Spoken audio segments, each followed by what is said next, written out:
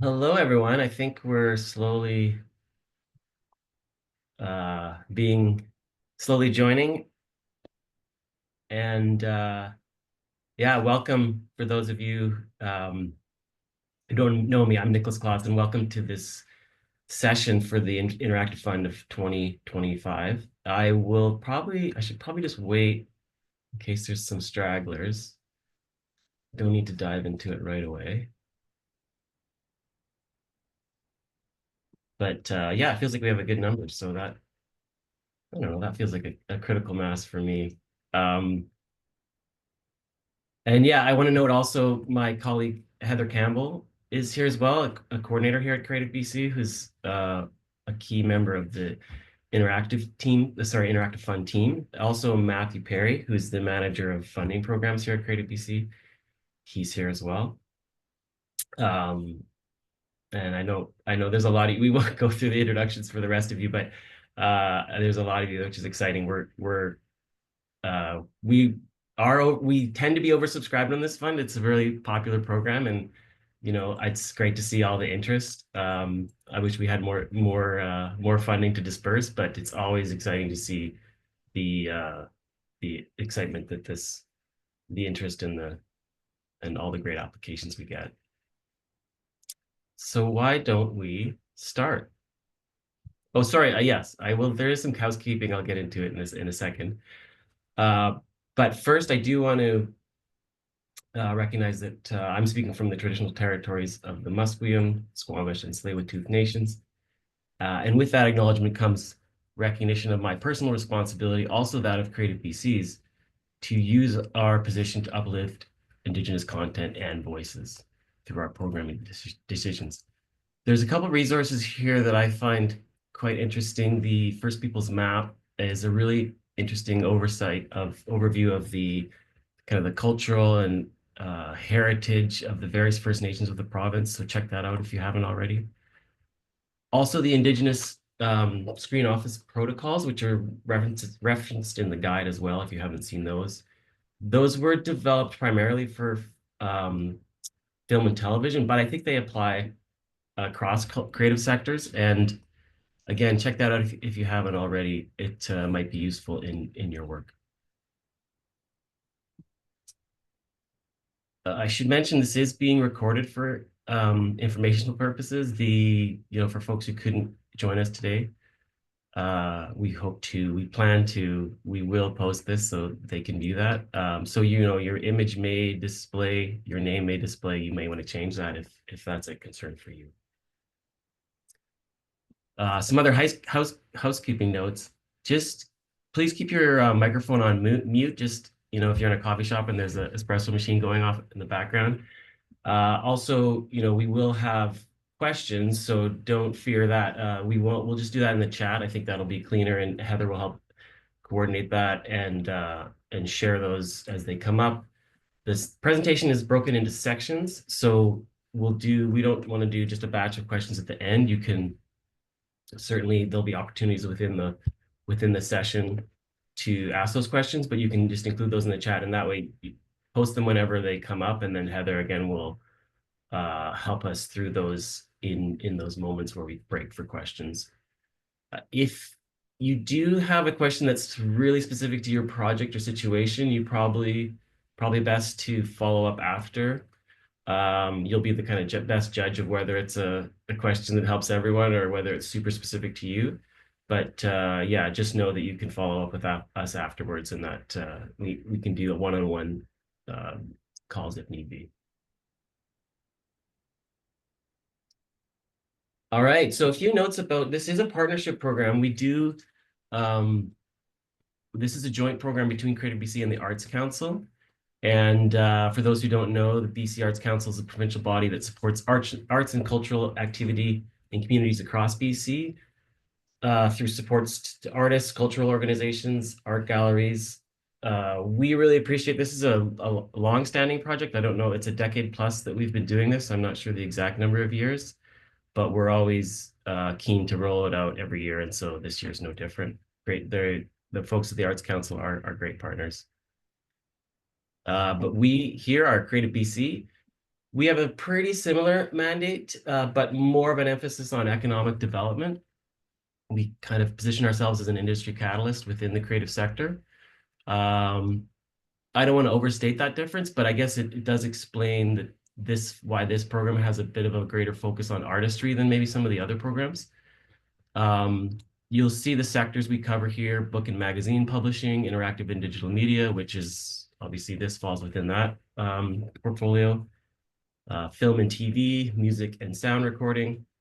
A lot of you are probably multidisciplinarians, so you may want to check out some of the other programs if you haven't done so already. Oh, my screen just refreshed and I lost my notes. That's interesting. Okay.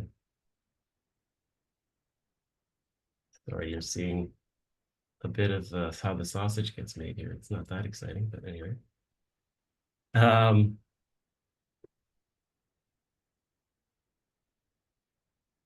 should be back there. So here's the agenda for today.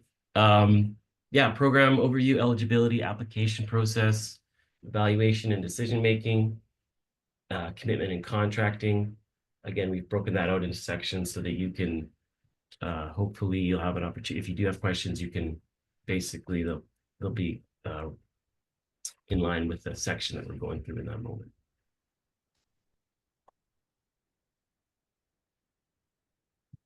First, the kind of big picture overview for the fund. Our aims are to support high quality, original, and interactive digital media content projects that foster innovation and experimentation at the intersection of art and technology. Again, that word art, that combination of art and technology is really key.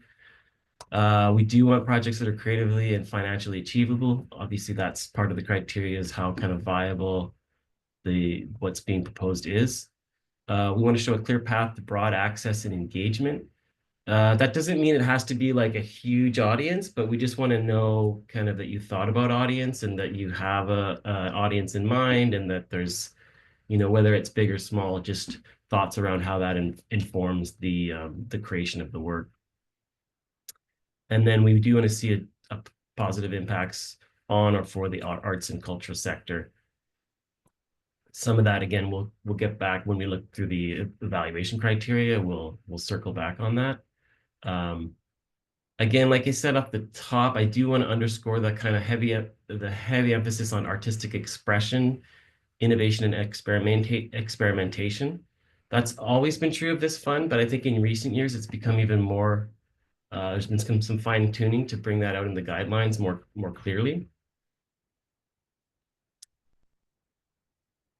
In terms of the overall budget, the dollar figure that we have for this fund is $600,000, which gets broken out into 12 to 15 successful projects. I note that because you don't need to ask for the maximum. In fact, last year, I think a half dozen of the successful projects didn't ask for the full amount.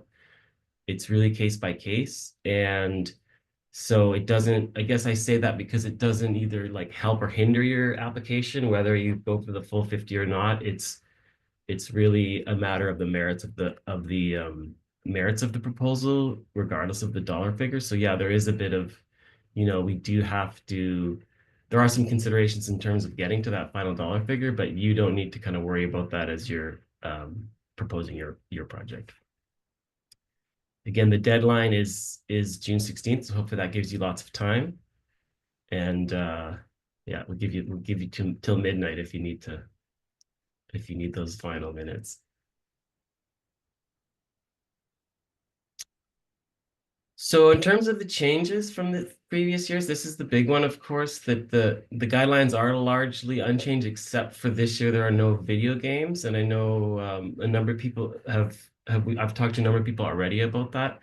The backstory there is that essentially the Creative BC recently got some funding for the province for interactive, more than usual for interactive digital media, and we've divided that money into video games for there's a fund already for experienced companies, and then we'll be rolling out a fund for more emerging, newer upstart studios that'll come. Both of those programs we hope to roll out kind of in September, give or take. And So because of that kind of new specific money for video games, even though the money, we do want that money to kind of go broadly for the sector.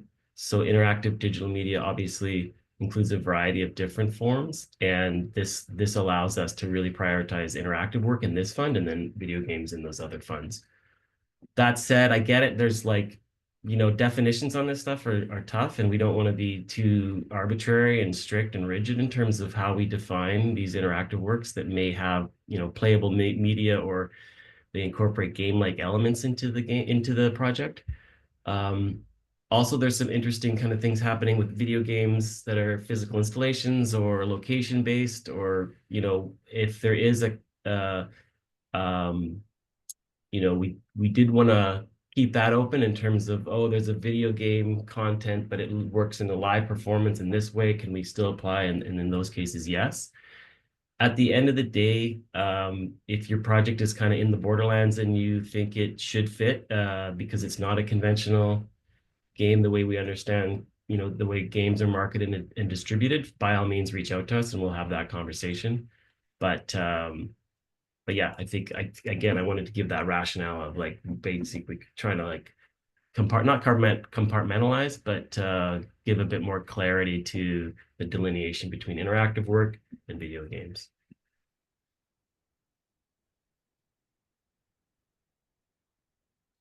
Additional, again, we will have a section for questions if that raises, I feel like that raises some, but anyway, uh, the fund is open for individuals, companies, or nonprofit societies. Certainly, in terms of individuals, you must be a resident of BC, or and a Canadian citizen or a permanent resident, which is defined as if you've resided in the in addition to that, you have to have resided in the province for 200 of the previous 365 days, and you have to have filed income taxes in BC in the past year. I should note too, if you are an individual and if you apply as an individual and you are successful, we do require that you incorporate before we can contract. That's a pretty straightforward process. It doesn't, you can do it online, but if that for some reason is not of interest for you, you should bear that in mind when you apply. In terms of companies, again, pretty straightforward. You have to be incorporated in BC. You can be incorporated federally, but you have to have your office in BC. It has to be essentially a BC owned and controlled company. So that doesn't mean all the ownership has to be in BC, but the majority does. Again, this isn't specific to this fund. These are Greater BC kind of agency-wide guidelines and requirements. And then if you are a society, again, you have to be BC-based to have to be incorporated under the Society Act.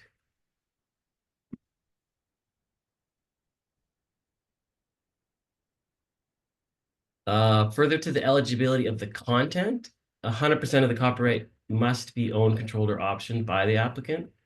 So certainly there are cases when there's a co-production where there is maybe an ownership split, and we're open to, making exceptions in those cases if it makes sense. Also, if your project draws from an Indigenous or a culturally specific story that are stories that are collectively held, not really subject to individual copyright ownership, obviously, that makes sense. We recognize that. Certainly, we would need to see that you've obtained some appropriate permissions and the work is developed in a way that respects community protocols. But we understand that copyright looks differently in those contexts. You must be in good standing with Greater BC. Sorry, another point I forgot to note on the copyright issue. I was also asked about, if you incorporate some proprietary tech in your project that you don't own, obviously, that's okay too, just as long as you're adhering to the licensing terms. Basically, what we want is you need to be able to claim the work as your own, create artistic or technological creation. Yeah, so moving along, if you need to be in good standing with Creative BC. We only allow one application per applicant per round. and recipients from the previous two intakes are not eligible for this round.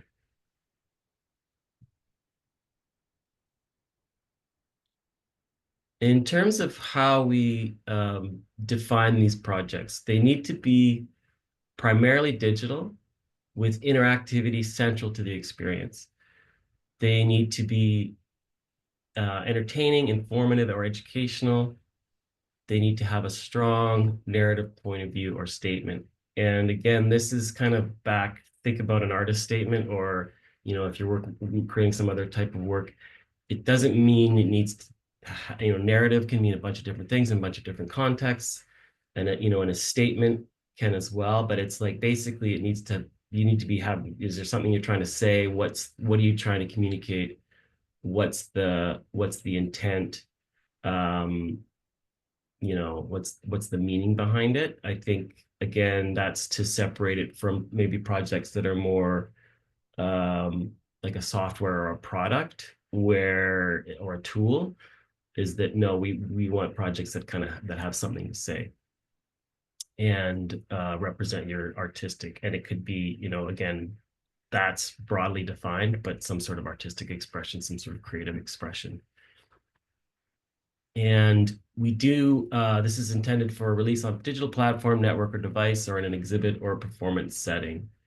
So again, all this is to say that, due to the experimental nature of interactive projects, the type of projects that can apply is quite open, but it needs to be original. It needs to have some sort of artistic statement, and yeah, it needs to be interactive in terms of the user's inputs affect the project's outputs.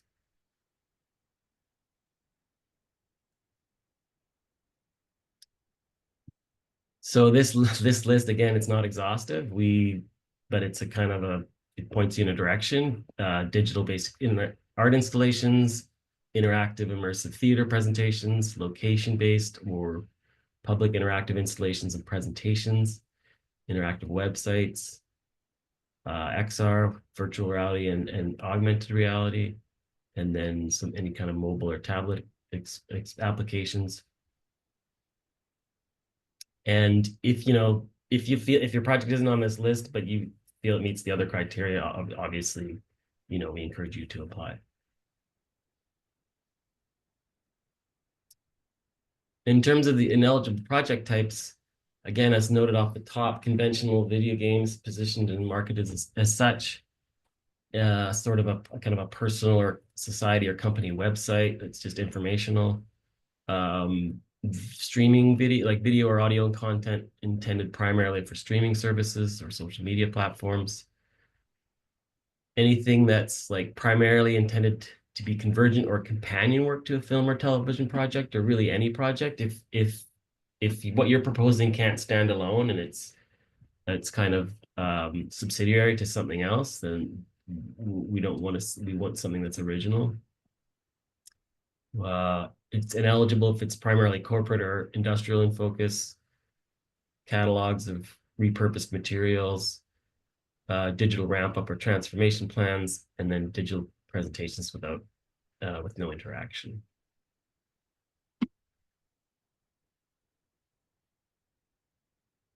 Eligible costs are, again, it's quite an expansive list.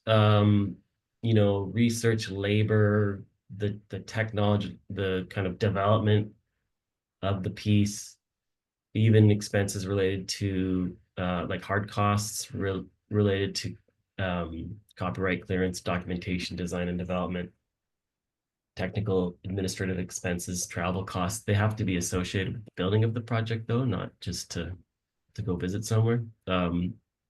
And the key is that costs must be new from the time of contracting. This isn't stuff that can be applied retroactively.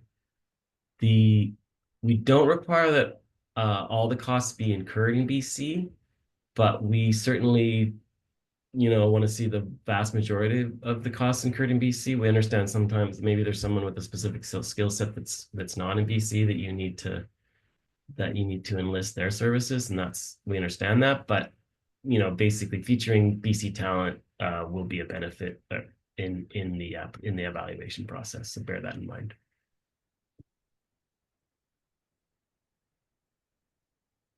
We also have this targeted funding. 30% of the envelope um, will be committed to projects owned and controlled by designated priority groups. This is obviously in recognizing some of the systemic and historical barriers of entry to individuals from Indigenous people, Black people, people of color, LGBTQ folks, women, and people with disabilities. That's in this sector. We've seen it's less the case now, but we obviously historically have seen and continue to see those barriers, not only in this sector, but I think it is acute in some contexts in this sector, in interactive and digital media. So if it's a company or a society applying, then the company um, must be majority owned and controlled by individuals from these groups. And also remember, this is a carve out from the overall envelope. It's not a prerequisite for the program of the whole. So if you don't meet these criteria, the remainder of the guidelines, sorry, anyone who meets the remainder of the guidelines is still encouraged to apply, obviously.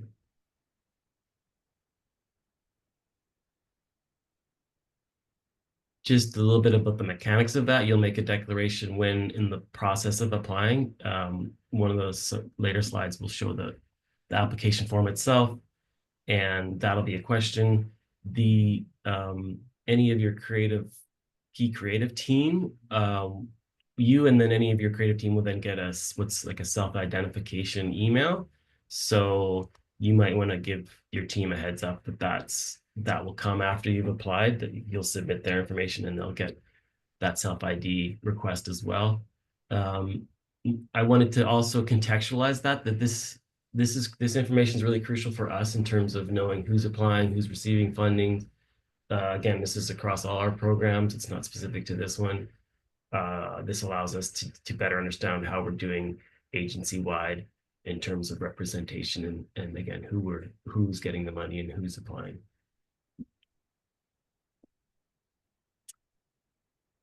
So I was been talking for a while. I'm sure there's some questions, so maybe we can pause to address some of those. We do have a few questions. Great. The first one is, how many complete applications did Creative BC receive last year? And we received 94 applications last year. 14 were successful. So that's a 15% success rate. There's a question, would only creative projects be eligible, or could one apply for a project that has sectoral benefits for and serves the arts sector, but is not in itself a creative or arts-based project? Yeah, certainly in that case, again, if it doesn't have a kind of artist statement or some sort of POV or some sort of narrative, I know often a project like that will empower others to kind of express their POV in that context, but essentially it's not really what this fund is for. Again, I think, it's maybe warrants a follow-up with me after this, but because if you can make the case that, oh, there is a kind of artistic element to this, it does have a POV, it does have that statement. We can be, this is not, we don't want to be hard and fast about this stuff, so certainly we're persuadable, but from the sounds of that, it probably doesn't apply.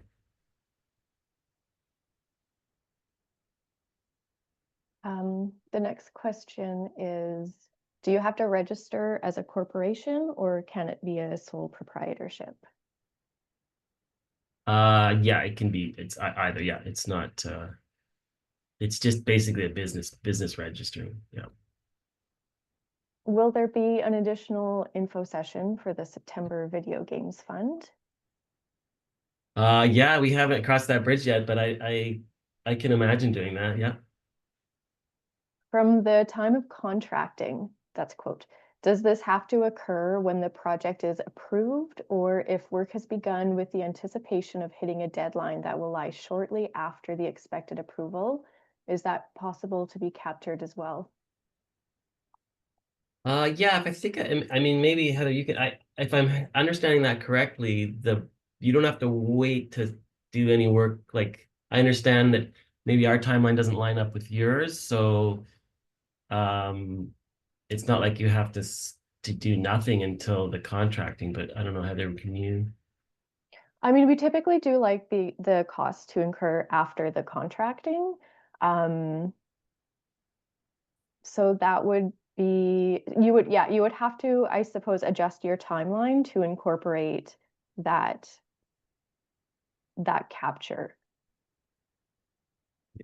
Yeah, I mean, certainly it's especially if there's a big discrepancy. Like, so, we haven't talked about the adjudication period and the review period, but there's a number of months until we will um uh we'll be contracting. And so if you're starting today, then that's problematic. It doesn't really fit within the what we're anticipating. Um, yeah. The next question is a digital product to help video game and film creators sold in a marketplace would qualify for the fund. Sorry, can you repeat that? Yeah, a digital product to Yeah. help video game and film creators sold in a marketplace would qualify for the fund. I It sounds think like that we would need more information. Ye- Yeah, and I think that was, if I'm again understanding that, that's similar. If it's more of a tool versus a work of an original kind of creative work, I'm not sure it would apply, but yeah, we'll need more information. Yeah. The next question, if the total project costs exceed $50,000 and I need to also confirm other sources, can I apply for this as a portion, or does the entire project need to have a total project cost of 50,000 or under? Um,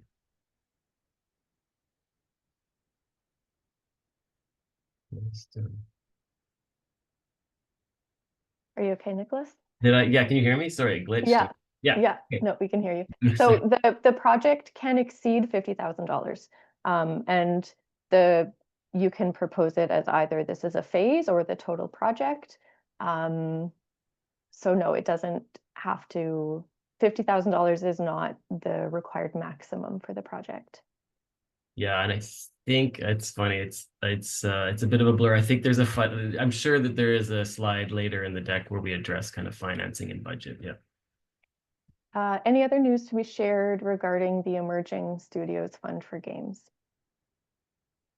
No, I mean that's just basically uh we're just kind of we're working on the guidelines now. So certainly it's nice to now that we've kind of talked about it and expressed that that's going to happen, that obviously commits us to it. So I actually feel good about that now it's happening.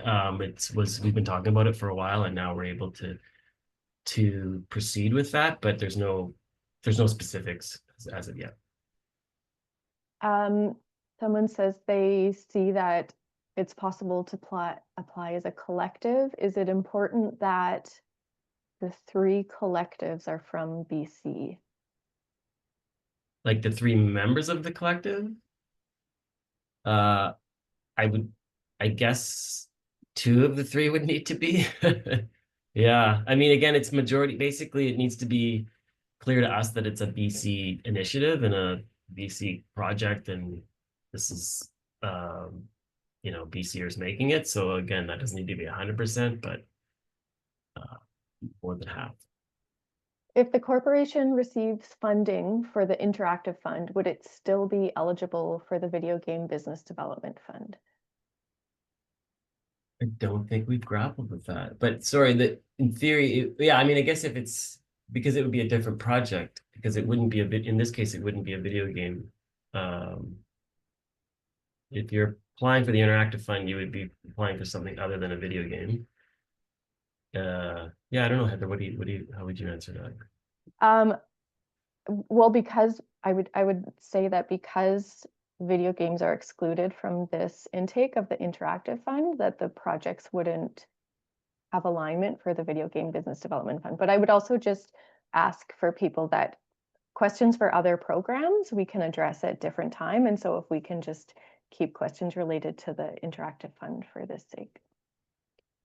The next question, does it have to fulfill these 3 criteria or can it only meet 1? And then it's the primarily digital with interactive central to the experience, entertaining, informative, or educational, or designed to be experienced by the end user. Yeah, it needs to hit all but 3 of those, and I think there's maybe more that again, different projects will have different what's the word, like to vary to different degrees they'll meet that requirement. In some cases it'll be less less emphasized or whatever, but we certainly need to see all those elements. Can 2 individuals apply jointly for a single project, i.e. one project with 2 leads not currently in a collective? Yeah, I mean, I think, one of you, basically one of you would be the contact whose email we're receiving and whatnot, but the team, it's just like one point person representing a team in that case, as I would understand it. Next question. The project is being initiated by a core creative team with the intent to bring on additional specialists upon successful receipt of the funding. The current team has outlined a clear project vision and scope, and the grant will enable the recruitment of collaborators essential to realizing the full interactive experience. Does this work? Yeah, if I'm understanding, the full team hasn't been set, is that, I mean, is that, Yeah. that's totally fine. Another question. For interactive theater project, what is the requirement? Like, does it need to be a stand-up style work or it can be a narrative theater that works around with the element of audience interaction? Yeah, either of those. I mean, we certainly, that is pretty open to your interpretation. Yeah. The next question is, what are the top key points for a successful application? But I think we'll skip that for now because that's going to come up in the presentation. Someone says their friend is interested in providing font support so that it's easier to type some Indigenous languages. Would this qualify? This could be part of a larger educational package. Well, certainly, I mean, if it was, yeah, I guess we need to know more about the overall project.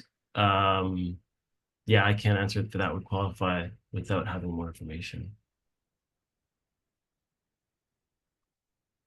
Will there be a required deadline for project completion? That will be discussed and contracted. The projects will have different deadlines, or sorry, different completion dates. Would a project that's part of a festival that is immersive and digital be eligible? Yeah, it would actually, I mean, if it's a BC original BC creation and it's already got an exhibit, like even before, I mean, I guess that's the maybe where I'm missing. If it's already been commissioned and it already exists, that's one thing that wouldn't be necessarily eligible. But if it's a piece of content that's kind of been pre-booked for an exhibit, that works. I guess we'll need to know more in that case. Is this fund, this is a question about the type of grant, and it's a non-recoupable grant. Yeah. Will we get a copy of this recording? Yes, it will be posted. Timeline expectations. Again, that's a case-by-case basis. And then Guillaume, you're providing more information again, but maybe we can just follow up to discuss that. Okay. And interactive definitions delivered via computer. I think this goes back to the project eligibility. So I would recommend just looking back at the project eligibility, and the definition of interactive is also included in the guidelines as well. And that's all for now. I think we're ready to move forward. Great. Yeah, so we'll talk a bit about the application process, the steps involved. Certainly review the guidelines. There's a FAQ on the page itself, the kind of the program page. There are a variety of materials. There's an FAQ that addresses some of this stuff in more detail. There's an example of the evaluation criteria, which will give you a sense of what the panelists who are reviewing this will be looking for. An application checklist, and then the submission form itself. So gather your materials, go through that submission. And then once you've hit submit, again, you will get some follow-up emails for you and your key creatives with the self-ID form. So you'll again give your team a heads up to expect that. Just a note, please, if you don't get so there's two, you're going to get one email confirming the submission and then another related to the self-ID. If you don't get that first, well, if you don't get either of those emails, let us know. But we have had some issues with the first one in the past, so I think it's working now. But just know that you should get basically two emails, two separate emails. Again, like the link is live, so the application form is live. So if you haven't already, maybe some of you have already checked it out. This is what it entails. It's a form stack form. You just click through, you fill out the forms, and you just click through. You can save it at any time so that you don't have to do it all in one session. Again, you make sure that functionality is working, but the idea is that, yeah, you don't have to do it all in one session. So, excuse me. But then again, once you've gone through it, you'll get a confirmation as well. I'm not going to go through the whole submission, just gave you an example. Here's the first page, and you can imagine what it looks like from there. In terms of the required materials, so we have, again, the online information form, basic applicant information, just your details, basic project information, the budget and financing, your creative package or your work plan, a strategic plan, and then key personnel information. I'll say more about these individually in these following slides. This is our sample template, budget template. You can, if you have an existing one, we don't need to have to create a bunch of new work. Like often maybe you've applied for other funds and you already have all this information. We're fine if you need to use a different template, but this one exists. This is on our website, so you can just download it and use it for your own purposes. Again, to that question of the overall budget versus what you're asking for here. Certainly we understand this might be part of a bigger project. You might have funding from elsewhere. So you can just kind of note all that and yeah, I think again, pretty straightforward. In terms of the creative package or the work plan, this is kind of an expansion of that basic project, fleshing out that basic project description. We want more detail on the project or the concept, an overview of the interactivity and the user experience, maybe some visual samples. Not every project will have that, but certainly it helps. How do you intend to realize the concept? Again, the viability, make sure we can judge its feasibility. In terms of in terms of that overview of the interactivity, I think also I'll note, why is this project, why is this the medium or form for this project? I think that's often, you could have made a film, you could have done this other thing. Like that's an interesting opportunity to explain why it's best as an interactive project. The strategic plan, that's where we hope you cover the key aims, goals, targets, intended outcomes of your project. Again, why this project? Why now? We're looking for audience information. Who's this for? How do you plan to reach them? Project goals, targets, intended outcomes, exhibition strategy. Again, including if you do have partners already lined up, that's great. if you intend to commercialize it,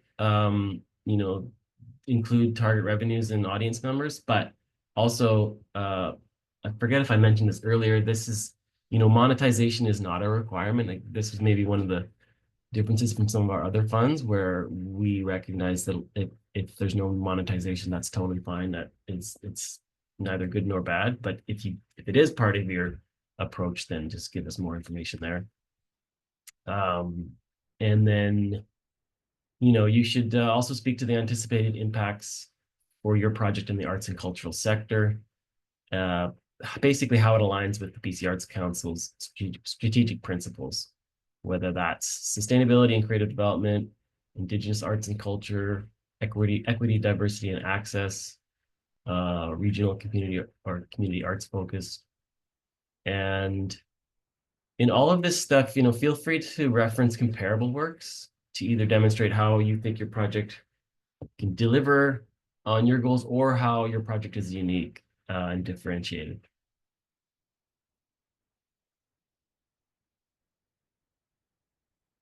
There are a couple optional materials. We understand, again, dealing with all the variety of different forms of projects that this can take.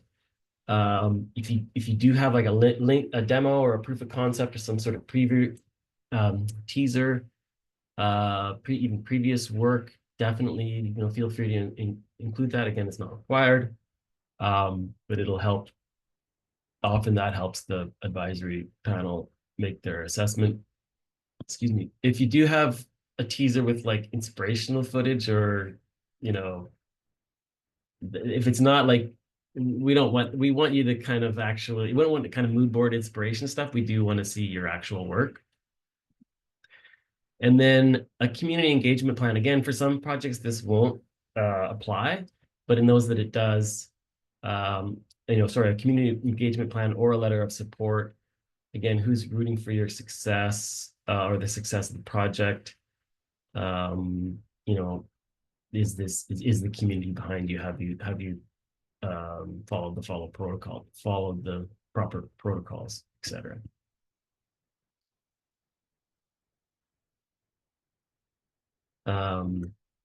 Yeah, so that's in terms of the specifics of what that looks like. This is an opportunity for you to talk about the process you intend to undertake.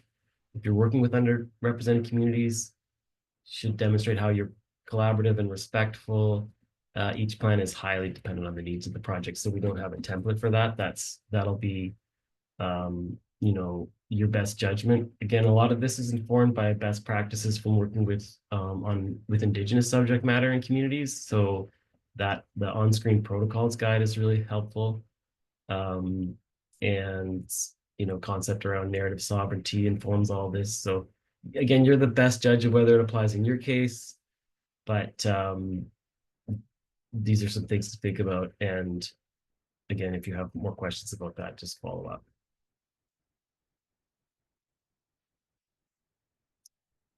We do have grant coaches, again, for the designated priority groups, or if you're located outside of Vancouver, Victoria.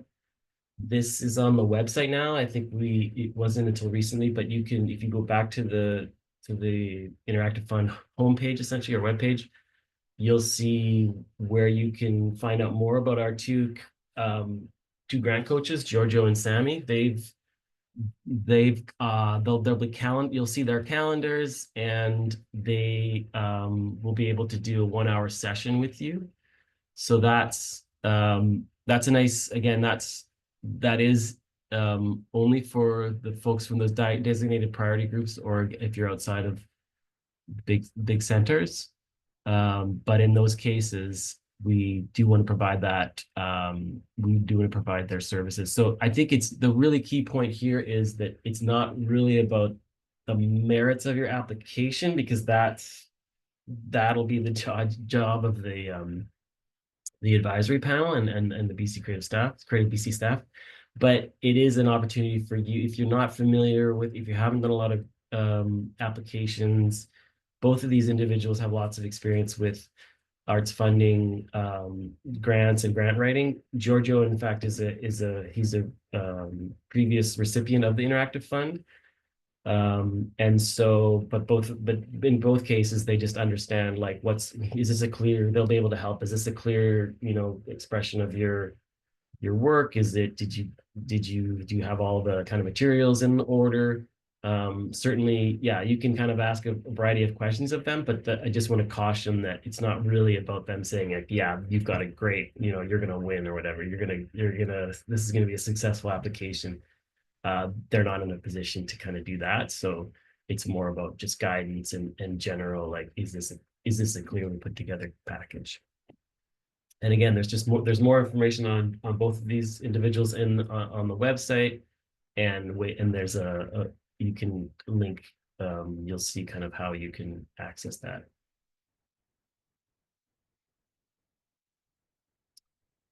Yeah, that's what I was going to talk about on this slide. Yeah, so yeah, the times available are basically starting kind of now until the the period closes on June 16th. And yes, all that information is on the website. All right, let's pause for another batch of questions. There's just a few questions this time. Going back to the end date, is there a required end date for project creation, and we would submit a report of the creation? Yeah, I guess we haven't covered that. Is that in this later slide, Heather? It's like, yeah, Well, the project, I mean, it's again a case by case basis of what the project is. And I mean, you'll propose your completion date for it. Again, there's also phasing is eligible in this program. So if you, for example, have a project that's not due for completion until 2021, but this is just one phase of the project that you're submitting for this fund, then that's possible. Ideally, we do try to keep this phase within the fiscal year, if that's possible. So that would be until March 31st, 2026. But there's a lot of flexibility depending on the project. Yeah, I think that's the key point, is that, like, there's like best case scenario, and then we understand if there needs to be a little bit of wiggle room. But the intent, the intent is that this is essentially over the course of a year. If it goes a little longer or it's shorter, that's fine. But this isn't for like a 5-year or like a multi kind of extended timeline project. The next question is, do we need to know all our costs at the time of application, or can there be estimated line items or unknown line items? And is it okay to know what position of contractor to hire, but not know exactly the person that will be hired at the time of application? Yeah, and the second one, that's fine. I mean, obviously, if you have the more you can say about your team, the better. But also, it's totally understandable that you just have certain um, tasks that you don't know who's going to do that. So that's totally fine. On the first one, it's like, oh, I drew a blank when in answering the second part.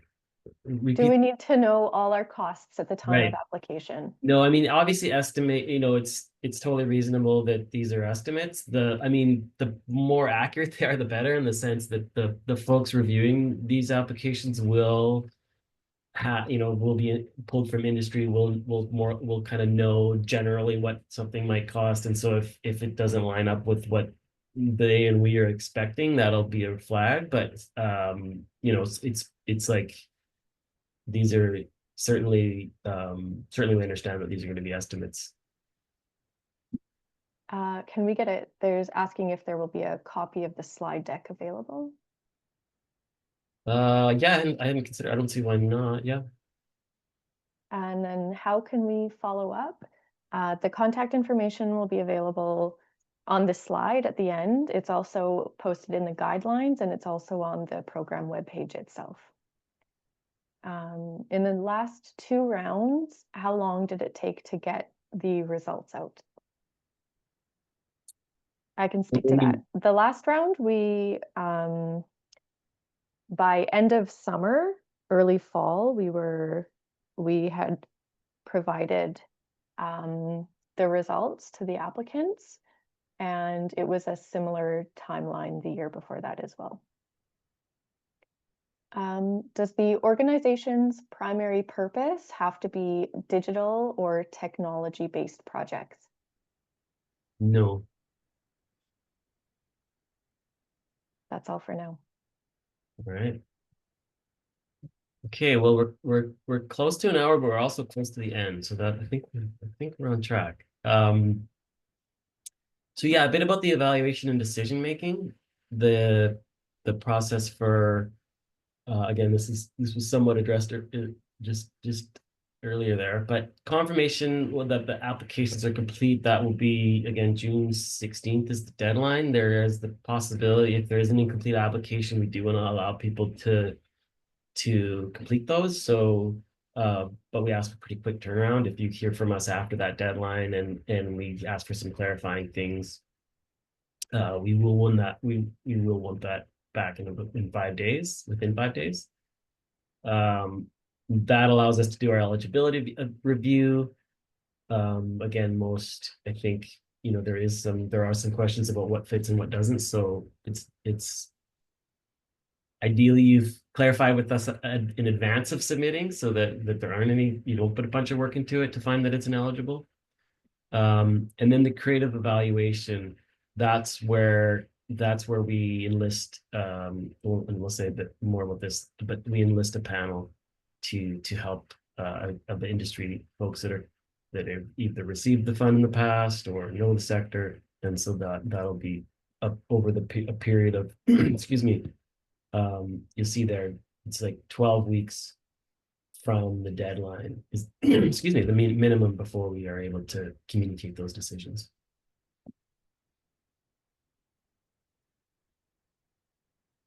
This is the evaluation grid that's on the website, so make sure you review this yourself, but you can see how we score projects, how we there's a bit of science to this. It's obviously a lot of this is subjective, but we try to make it as objective as possible.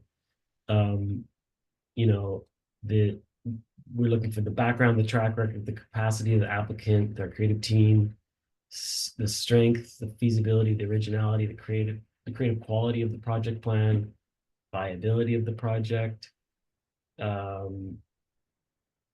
Yeah, I think there's really, this is the crux of it. I should know, I mean, additional points will be awarded for representation of equity deserving groups amongst the creative team members and regional representation, but it's not a requirement. It's just like this is part of how we get to that 30%.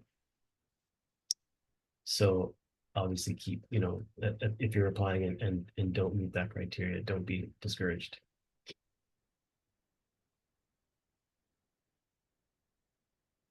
The advisory panel is a kind of a peer adjudication panel, up to 5 members. They'll review all the applications.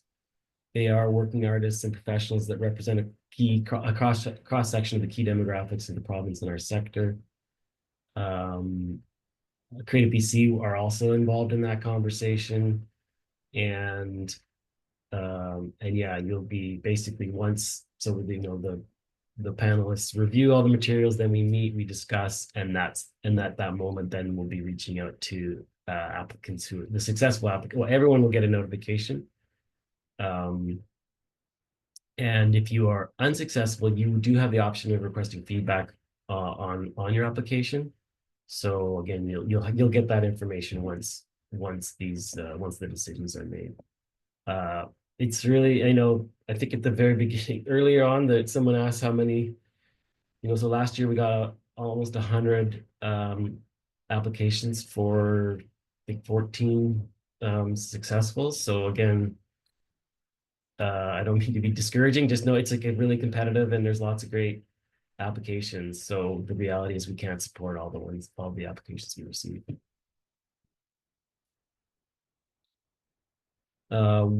As part of the contracting, we will need to confirm chain of title documentation. That's again that copyright question to ensure that you can in fact tell the story you want to tell.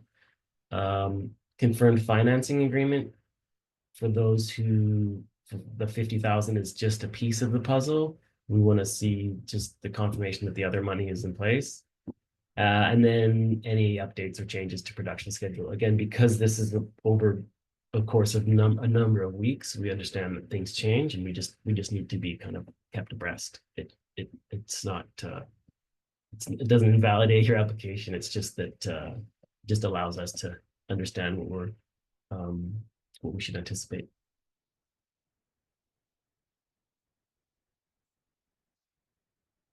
All right. So there again, that was a shorter. We kind of like yeah, these last few sections weren't as long as this first one, but maybe there's some additional questions. Just one question so far. Are there any restrictions on AI generated assets? No, it's a great question. I mean, I think it's something we're discussing as an agency. What does that entail? I think, oops, wow, okay. Sorry, I just lost something. It just refreshed again. Um, yeah. The Sorry, everyone. There is no formal policy on the use of it. I mean, I think everyone there's different ways that that looks in terms of if it's a real core part of the project, then we'd obviously want to know that and understand that, and maybe that's you know that's part like a really interesting part of the proposal. But certainly there's no, if you're using some, it's part of your tools, because I think basically all the software is using AI. So I kind of imagine it would be hard not to. Um, so yeah, I hope that answers. The next question, there's a couple here. What happens if the final result is not exactly as described, but is a little different? And what if the project isn't completed on time? What if the project isn't completed at all? Well, we understand there's going to be, there's some flexibility in terms of if you need to make some adjustments during the course of the creating the work. Again, we want to be kept abreast, and if there's like good rationale for why that happened, we're pretty reasonable. I guess we didn't mention there will be a report for those that are successful. We will want to report um, in a final report that documents what happened, like what you achieved. And in that report, you can explain if you needed to pivot in certain ways. If it's a dramatic change that, well, I mean, I guess it's case by case, so I can't really address the issue in the hype as a hypothetical. Um, Certainly, yeah. Maybe Heather, can you answer like if it doesn't happen at all? I don't. I That seems. Yeah, I But we mean, wouldn't fund it, I think. I would just say, I think rather than approaching it as a project that isn't completed, I mean, at the assessment, the project from the beginning is going to be assessed on whether it seems like it will be completed, um, whether that, that capacity is there by the applicant and the feasibility of it. If one has already applied but been unsuccessful, can the same project be submitted again with a few edits based on the feedback received? Yes.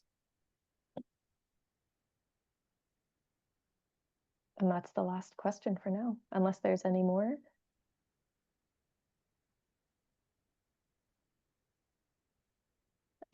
I recall that in previous years, there were some concerns about projects that use language models to optimize workflows, particularly around the potential impact on jobs. Is this still a concern for the jury this year? Yeah, that's interesting. I think that might be a personal, there's no policy as of yet from Creative BC on the matter. So I think and maybe that would have been a yeah, I can't speak having not delivered that feedback, I can't really speak to it. I think if if you're using AI, there's really interesting artistic ways to use it, and there's really problematic uses, and you'll be the best judge of whether you think it's a fit for this program.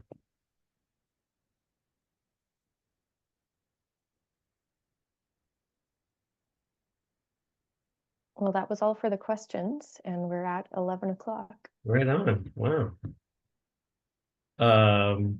Well, again, thanks everyone for your time, and I do expect some of you will want to follow up, and that's totally reasonable. We're prepared for that. So just yeah, bear with me as we try to get there. Depending on the volume of requests, that'll determine how quickly we can set those up. But yeah, it's totally reasonable. But hopefully for many of you, the questions you had have been addressed by this session. And yeah, best of luck to all of you, and we'll look for. It's fun to kind of go through all the applications and see the cool work that's happening. So thanks for your interest in the program, and thanks for your applications. Thank you, everyone. I'm Yeah. going to end the meeting now. Okay. Cheers.